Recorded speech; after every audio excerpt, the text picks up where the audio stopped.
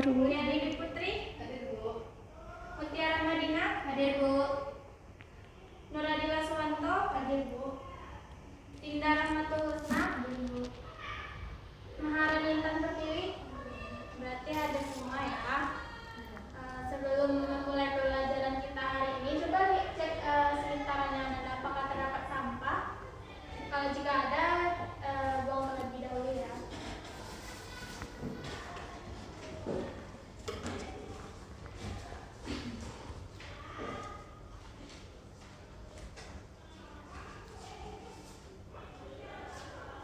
Nah, baik. Siapa yang tahu materi kita hari ini itu apa? Tentang apa? Sistem peredaran darah. Nah, iya.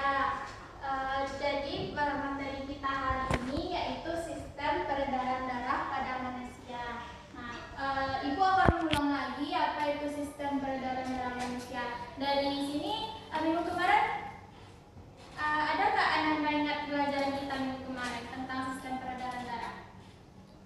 Pada lupa? Nah, baik, mari kita ulang lagi apa itu sistem peredaran darah. Nah, di dalam tubuh makhluk hidup terdapat sistem peredaran darah, yaitu sistem peredaran darah dan sistem peredaran darah getah bening, yang mana sistem peredaran darah terdiri dari darah dan alat peredaran darah atau terdiri dari jantung dan pembuluh darah. Sedangkan pada sistem peredaran getah bening terdiri dari cairan limfa, pembuluh limfa, dan simpul limfa. Berdasarkan pembuluh darahnya, peredaran makhluk hidup dibedakan menjadi peredaran darah terbuka dan peredaran darah tertutup.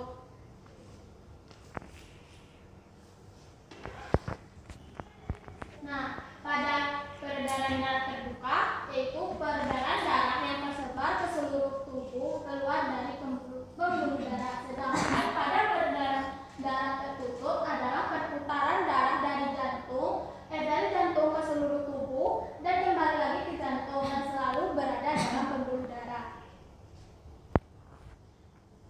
Berdasarkan jarak perputarannya, peredaran darah dibedakan menjadi peredaran darah kecil dan juga peredaran darah besar. Nah, pada peredaran darah kecil yaitu perputaran darah dari jantung ke paru-paru lalu kembali lagi ke jantung. Sedangkan pada peredaran darah besar yaitu perputaran darah dari jantung ke seluruh tubuh dan kembali lagi ke jantung. Nah, mengenai darah itu tersusun dari dua bagian, yaitu terdiri dari plasma darah yang mana terdapat 55% dan sel darah terdapat 45% di dalam tubuh. Sedangkan perbandingan bagian yang padat dan cair ini disebut dengan nilai hematokrit. Nilai hematokrit bervariasi. Normalnya adalah dari 40% sampai 50%. Pada pria dewasa terdapat 35% pada pria dewasa, sedangkan pada wanita terdapat dari 35% sampai 45%. Sedangkan pada anak-anak yang di atas 10 tahun hanya terdapat 35%. Dan pada anak-anak yang di bawah umur yang di bawah 10 tahun terdapat 40% dan sampai 60%. Nilai hematokrit ini dapat mencerminkan volume total eritrosit. Nah, jadi sel darah ini terdapat 3 macam, yang mana yang pertama itu sel darah merah disebut juga dengan eritrosit, dan sel darah putih disebut juga leukosit, dan puting darah yang disebut dengan trombosit. Nah, bisa Anda lihat semuanya pada bagian ini yaitu terdapat yang warna merah ini yaitu sel darah merah, sedangkan yang warna ini yaitu sel darah putih, dan yang bagian ini yaitu terdapat kepingan darah atau disebut juga dengan trombosit. Selanjutnya kita masuk materi plasma darah. Plasma atau cairan darah terdiri atas 90%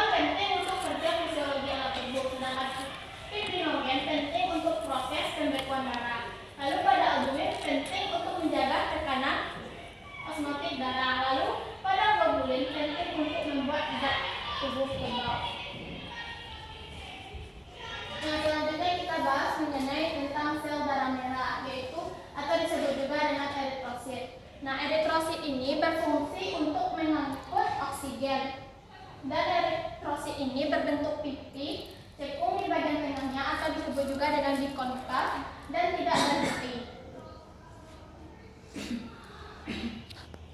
Nah, setiap 1 mm3 darah mengandung lebih kurang 5 juta eritrosit. Nah, eritrosit mengandung hemoglobin atau Hb, yaitu satu senyawa protein yang mengandung unsur besi.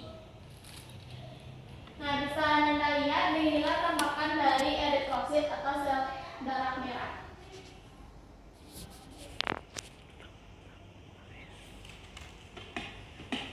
Hemoglobin berfungsi mengangkut oksigen dari paru-paru dan menyedarkannya ke seluruh jaringan tubuh. Pada eritrosit dibentuk oleh sumsum merah tulang pipi. Setelah eritrosit berumur lebih kurang 120 hari, maka sel menjadi kusam. Eritrosit pun dirombak oleh hati dan limpa. Nah, di dalam hati hemoglobin berubah menjadi zat warna empedu atau disebut juga dengan bilirubin. Sedangkan unsur besi di hemoglobin digunakan lagi untuk membuat eritrosit baru.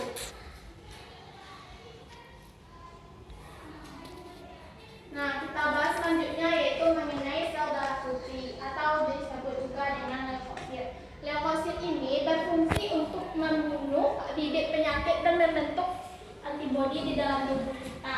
Nah, leukosit bening tidak berwarna dan bentuknya ini tidak tetap sama seperti dengan amoeba.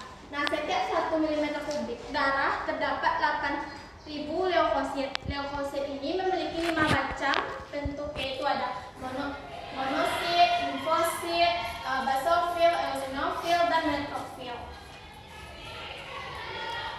Nah, beginilah gambar dari tampak leukosit. Baik, Nanda, selanjutnya kita akan masuk pada materi fungsi darah, yang mana pertama fungsinya yaitu sebagai alat pengangkut. Nah, pada eritrosit fungsinya yaitu sebagai pengangkut oksigen dari paru-paru ke jantung dan ke seluruh tubuh. Nah, yang kedua pada plasma darah ada beberapa fungsinya. Yang pertama yaitu salin makanan dari usus ke hati, kemudian ke seluruh tubuh. Lalu yang kedua ada karbon dioksida dari jaringan tubuh ke paru-paru. Nah, pada yang ketiga fungsinya itu urea dari hati ke ginjal untuk dikeluarkan. Yang keempat ada dari hormon dari kelenjar hormon ke seluruh tubuh.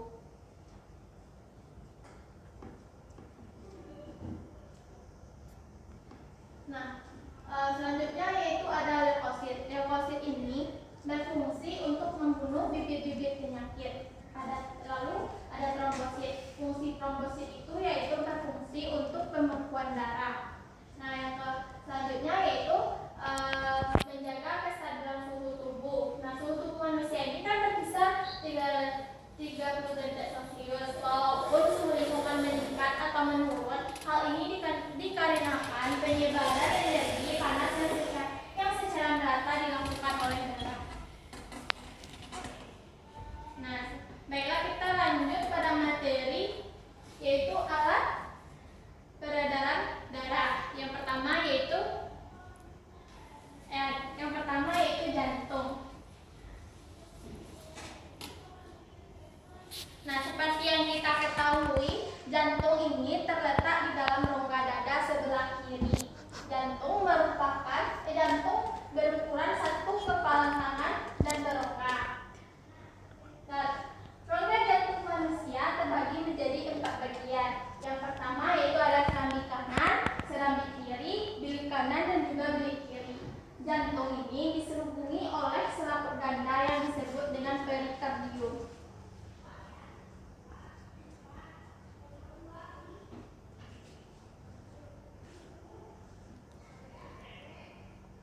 Nah, Ibu ingin bertanya nih, siapa yang tahu dari yang Ibu jelaskan tadi, Ibu ingin bertanya apa fungsi dari jantung?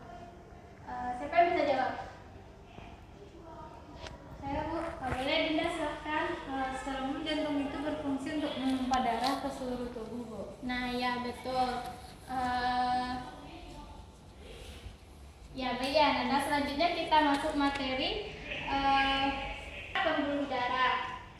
Pembuluh darah ini dibedakan menjadi 2. Yang pertama yaitu ada pembuluh nadi atau disebut juga dengan arteri, dan ada yang keduanya yaitu adalah pembuluh balik dan disebut juga dengan vena. Arteri dan vena ini dihubungkan oleh pembuluh kapiler yang mana lalu juga terdapat tekanan darah, merupakan tanda kekuatan jantung, memompa darah, dan tanda kesehatan seseorang. Pembuluh darah adalah bagian dari sistem peredaran darah yang berfungsi untuk mengantarkan darah dari jantung ke berbagai organ dan jaringan tubuh maupun sebaliknya.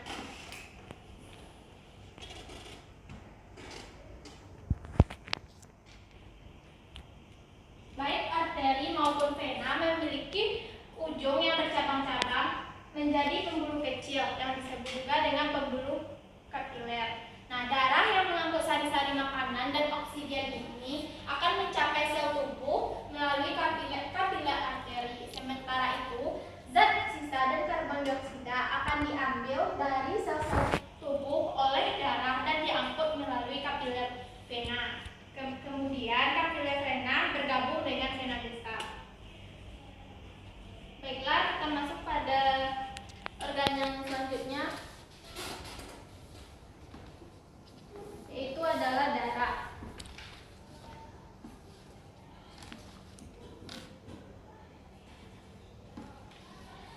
Darah adalah organ terakhir dalam sistem peredaran darah manusia.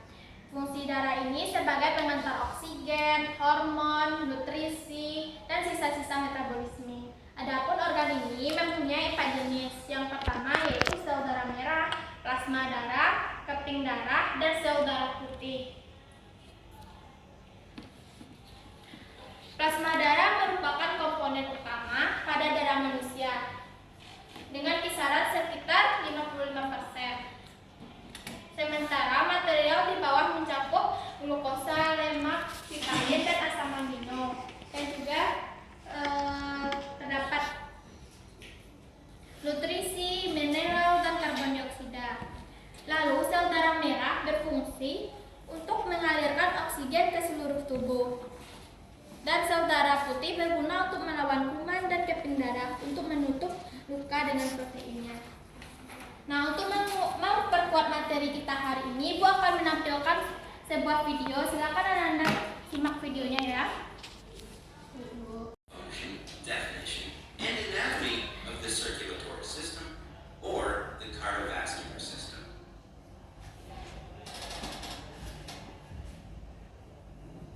The circulatory system is comprised of the heart, the blood vessels, and the blood. It consists of 2 circuits that carry blood around, the smaller being the pulmonary circuit, which runs between the heart and the lungs, and the larger being the systemic circuit, which runs between the heart and the peripheral tissues. The cardiac circulatory system functions by providing the tissues of the body with oxygen and nutrients which are transported in the blood. The pulmonary circuit carries the deoxygenated blood into the lungs, where the exchange of oxygen and carbon dioxide that the body has produced occurs before the blood returns back to the heart.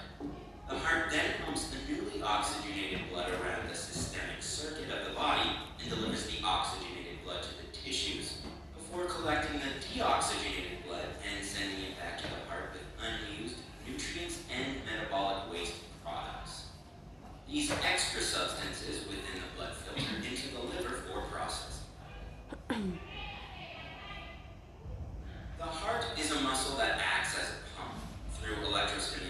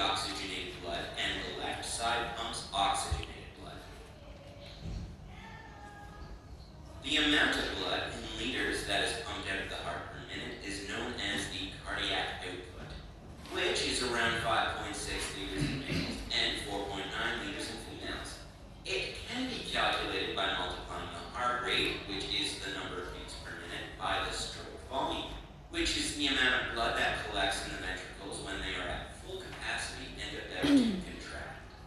The cardiac output varies depending on whether the person is exercising or resting. There are three major classes of blood vessels, namely arteries, veins, and capillaries, and they are categorized according to their histological structure. Arteries transport blood between the tissues and away from the heart and have thick muscular walls with small internal lumina or passageways that can withstand blood under high pressure. Veins carry blood away from the tissues and towards the heart and have thin walls. Their internal lumen is larger than that of the arteries due to the fact that they contain blood under low pressure. They also have valves that prevent the blood from flowing backwards. Lastly, the capillaries, which are found in the muscles and the lungs, are microscopic and have a one-cell layer thick endothelial liner. In other words, the walls of the capillaries have the width of one single epithelial cell. They can only tolerate blood under very low pressure due to the fact that it will move slower and gas exchange has a chance to take place.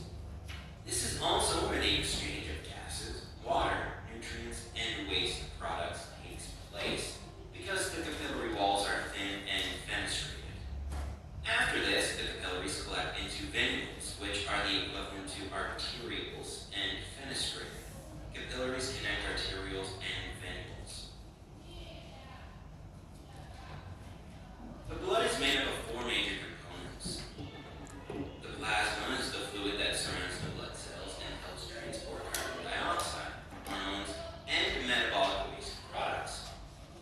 Red blood cells, which are also known as erythrocytes, are formed in the bone marrow and function mainly as oxygen carriers. White blood cells, or leukocytes, make up the body's immune system by producing antibodies and helping destroy harmful microorganisms. These cells are also created in the bone marrow.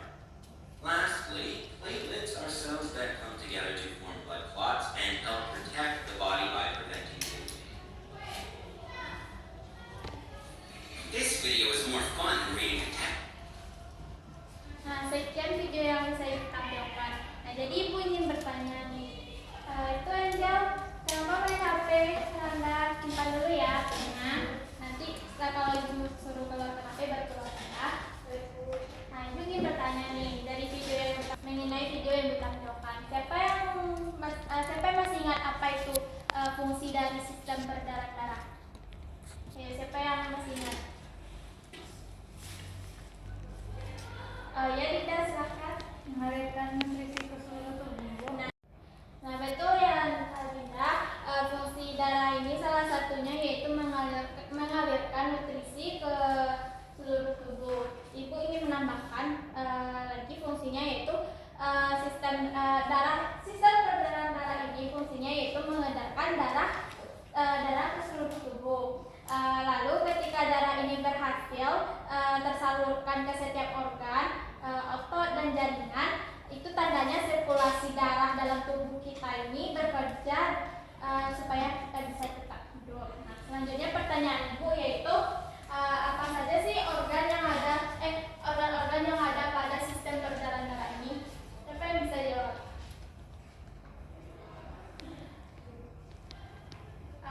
Pertanyaan ibu yaitu apa saja organ-organ yang ada dalam sistem peredaran darah manusia. Baik, Nura silakan Nanda. Ada jantung, Bu.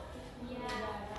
Nah, betul ya, ada beberapa organ sistem peredaran darah manusia. Yang pertama itu adalah jantung, pembuluh darah, dan yang ketiga yaitu ada darah. Nah, pertanyaan ibu yang terakhir yaitu siapa yang bisa menyebutkan apa saja macam peredaran darah pada manusia?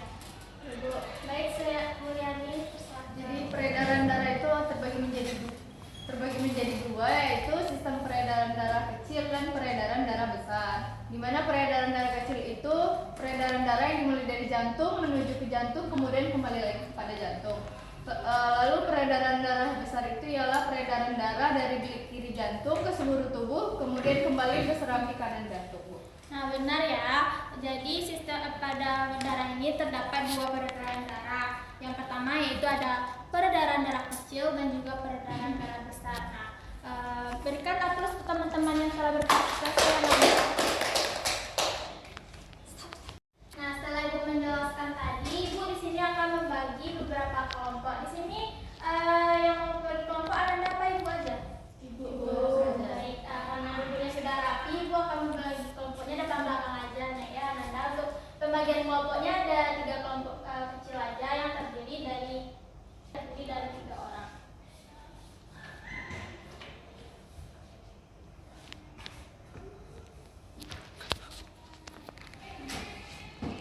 Silakan anak-anak baca KBD yang Ibu berikan.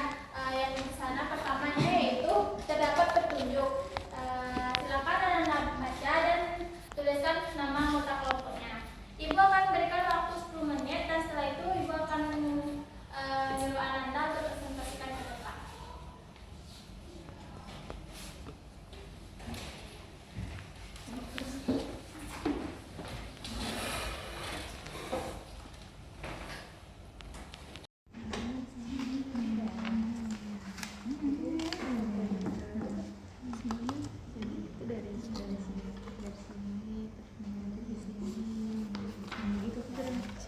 Misalnya ada Ananda yang bagus, silakan tanyakan sama Ananda. Iya, Bu.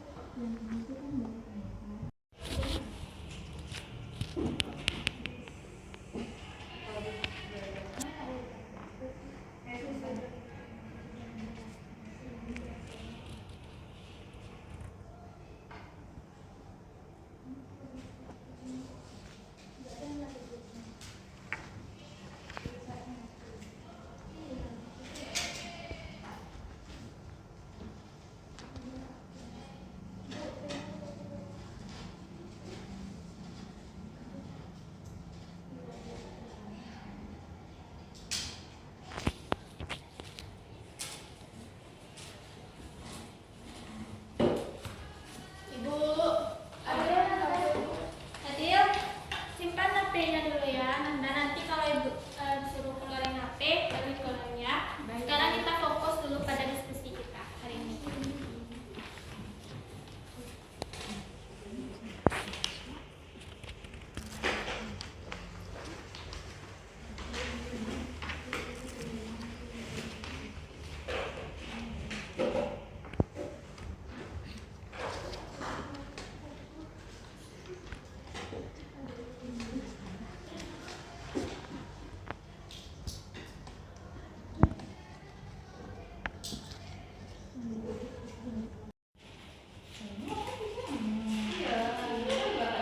Itu yang di belakang, kenapa ribut Ananda? Kemudian disimpan dulu ya kerajinannya. Nanti kita lanjutkan setelah istirahat ya. Kakak udah ada yang selesai, kakak? Kelompok 2 udah selesai? Belum. Kelompok 1 sedikit lagi. Bu tunggu 2 menit lagi ya, Ananda. Ya, Bu.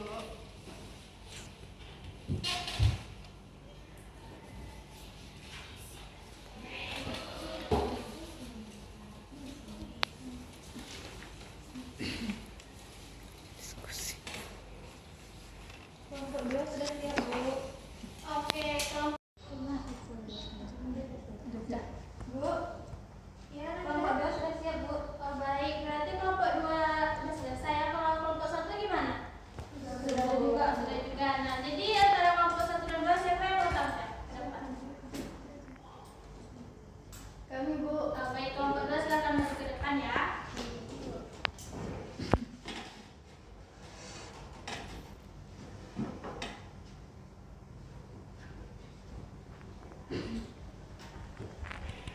Nah, teman-temannya udah maju, silakan Ananda simak presentasi dari teman-temannya. Coba lihat apakah punya Ananda dan teman-temannya itu ada yang berbeda. Nanti kita diskusikan lagi setelah ini.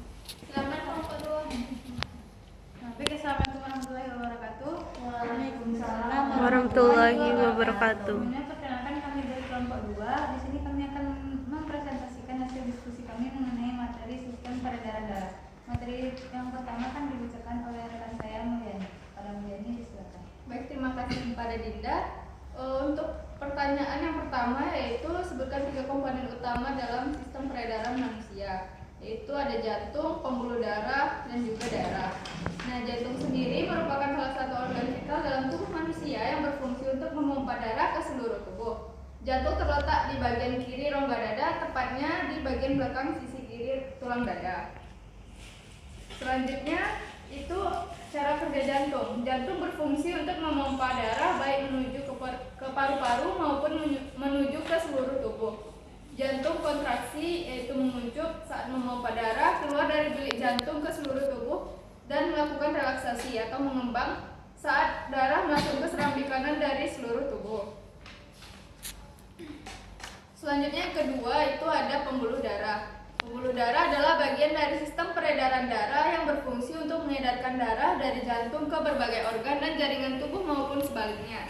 Ada 2 jenis pembuluh darah di dalam tubuh, yaitu arteri, yaitu pembuluh darah yang bertugas membawa darah kaya akan oksigen dari jantung menuju seluruh tubuh dan organ tubuh kecuali pembuluh arteri pulmonalis. Selanjutnya itu ada vena. Vena yaitu pembuluh darah yang berfungsi untuk membawa darah dari seluruh tubuh atau dari paru-paru untuk kembali lagi ke jantung. Terus yang ketiga itu ada darah. Darah adalah organ terakhir dalam sistem peredaran darah manusia adalah darah. Fungsi darah ini sebagai pengantar oksigen, hormon, nutrisi, dan sisa metabolisme. Adapun organ ini mempunyai 4 jenis, yaitu sel darah merah, plasma darah, keping darah, dan juga sel darah putih. Baik, sekian yang dapat saya sampaikan. Saya kembalikan kepada moderator. Terima kasih kepada Mulyani atas penjelasannya. Untuk materi berikutnya akan dijelaskan oleh rekan saya Mutia. Kepada Mutia, silakan. Baiklah, saya akan menjelaskan soal nomor 2, yaitu urutan peredaran darah besar dan peredaran darah kecil. Di mana sistem peredaran darah besar adalah sirkulasi darah yang mengaliri seluruh tubuh, di mana sirkulasi ini diurutkan mulai dari jantung bilik kiri, aorta, arteri, lanjut ke tubuh, lanjut ke vena dan serambi kanan. Sedangkan sistem peredaran darah kecil yaitu sistem peredaran darah yang dari jantung menuju ke paru-paru dan sebaliknya, yang terdiri dari urutannya bilik kanan jantung, ke paru-paru dan tangan, lanjut ke paru-paru, lanjut ke vena pulmonalis, lanjut ke serambi kiri jantung, dan balik ke bilik kiri jantung. Sekian penyampaian materi dari saya kembalikan ke moderator. Mungkin sekian hasil diskusi kami dari kelompok 2. Kami mohon maaf jika terdapat kesalahan. Assalamualaikum warahmatullahi wabarakatuh. Waalaikumsalam warahmatullahi wabarakatuh. Nah, baik, berikan aplaus untuk kelompok 2. Nah, terima kasih kelompok 2. Nah, di sini Ibu ingin bertanya. Dari penjelasan yang telah disampaikan oleh kelompok 2, apakah dari kelompok yang lain terdapat perbedaan dari jawaban yang telah disampaikan oleh kelompok 2? Tidak ada, Bu. Oh, berarti sama ya. Nah, di sini Ibu akan menjelaskan lebih detail lagi mengenai LKPD yang telah diberikan, yang mana pada sistem peredaran darah ini terdapat 3 komponen. Yang pertama yaitu ada jantung. Nah, jantung ini merupakan salah satu organ vital dalam tubuh manusia yang berfungsi untuk memompa darah ke seluruh tubuh. Dan jantung ini juga terletak pada bagian kiri rongga dada. Nah, tepatnya di bagian belakang sisi kiri tulang dada. Nah, ukuran jantung ini diperkirakan sebesar kepalan tangan orang dewasa, yang mana beratnya yaitu lebih kurang 300 gram. Jantung ini dibungkus oleh 2 membran pelindung, yang mana yaitu yang disebut dengan perikardium. Selanjutnya yaitu organ yang kedua, pembuluh darah. Nah, pembuluh darah ini adalah bagian dari sistem peredaran darah yang berfungsi untuk mengedarkan darah dari jantung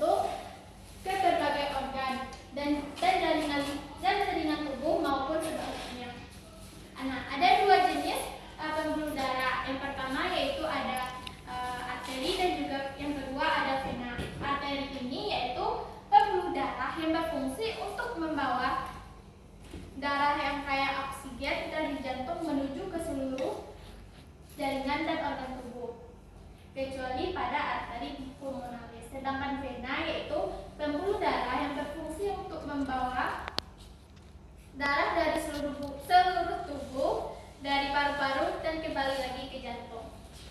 Nah, organ yang ketiga yaitu ada darah. Nah, organ terakhir dalam sistem peredaran darah manusia yaitu adalah darah, yang mana fungsi darah ini sebagai pengantar oksigen, hormon, nutrisi, dan sisa-sisa metabolisme. Nah, adapun organ dari darah ini mempunyai beberapa jenis, yaitu terdapat 4, yang mana pertama yaitu ada sel darah merah, yang kedua ada plasma darah, yang ketiga ada sel darah putih, yang keempat ada keringat darah. Nah, untuk soal nomor 2 bisa Anda lihat di sini Ibu menampilkan sebuah gambar yang mana pada sistem peredaran darah ini kan terbagi 2 tadi, yaitu sistem peredaran darah besar dan peredaran darah kecil. Nah, dari urutan yang sederhana bahwasanya peredaran darah besar ini dimulai dari bilik kiri yaitu pada nomor 4, selanjutnya menuju pada aorta yaitu ada pada nomor 12, dan dari aorta menuju pada arteri. Setelah arteri dia akan menuju pada tubuh, itu bisa Anda lihat tubuh itu ada pada nomor 7. Selanjutnya setelah masuk ke tubuh dia akan menuju pada vena, lalu yang terakhir yaitu menuju pada sel di kanan. Nah, itu adalah secara ringkasan secara sederhana sistem peredaran darah besar. Nah, kita masuk pada sistem peredaran darah kecil. Yang pertama dimulai dari bilik kanan jantung, yaitu terdapat pada nomor 3. Selanjutnya setelah menuju pada bilik kanan jantung, dia akan menuju pada kepala dan tangan, yaitu terdapat pada nomor 10. Setelah itu dia akan menuju pada paru-paru. Setelah paru-paru dia akan menuju pada vena pulmonalis, dan yang terakhir dia akan masuk pada serambi kiri jantung. Nah, sekian Ibu yang menjelaskan mengenai tentang sistem peredaran besar dan kecil. Nah, dari penjelasan yang Ibu jelaskan tadi, apakah ada Anda yang bisa menyimpulkan materi yang dijelaskan dari awal sampai akhir? Baik, Tia, persilakan Anda. Baik, sistem peredaran darah manusia ini berfungsi untuk mengalirkan nutrisi ke seluruh tubuh, di mana sistem peredaran darah manusia ini terdiri dari organ-organnya yaitu jantung, di mana jantung ini berfungsi untuk memompa darah ke seluruh tubuh. Yang kedua yaitu ada pembuluh darah, yaitu sistem peredaran darah yang berfungsi untuk mengedarkan darah dari jantung ke berbagai organ dari jaringan tubuh maupun sebaliknya, di mana ada 2 pembuluh darah yaitu arteri dan vena. Yang ketiga yaitu organnya ada darah, di mana fungsinya yaitu mengantar oksigen, hormon, nutrisi, dan sisa-sisa metabolisme. Selanjutnya yaitu pada sistem peredaran darah ini terbagi menjadi 3 jenis, yaitu sistem peredaran darah besar, di mana disebut juga dengan sirkulasi sistematik, adalah sirkulasi darah yang mengalirkan ke seluruh tubuh. Yang kedua yaitu sistem peredaran darah kecil yang disebut dengan sirkulasi pulmonal, merupakan sirkulasi darah dari jantung menuju paru-paru dan sebaliknya. Yang terakhir yaitu sistem peredaran darah jantung, sama seperti organ lainnya, yaitu jantung membutuhkan asupan oksigen dan nutrisi agar dapat menjalankan fungsinya dengan baik. Dan pada sistem peredaran darah ini ada beberapa penyakit, yaitu seperti leukemia, anemia, hemofilia, AIDS, dan stroke. Kan Bu? Baik, terima kasih telah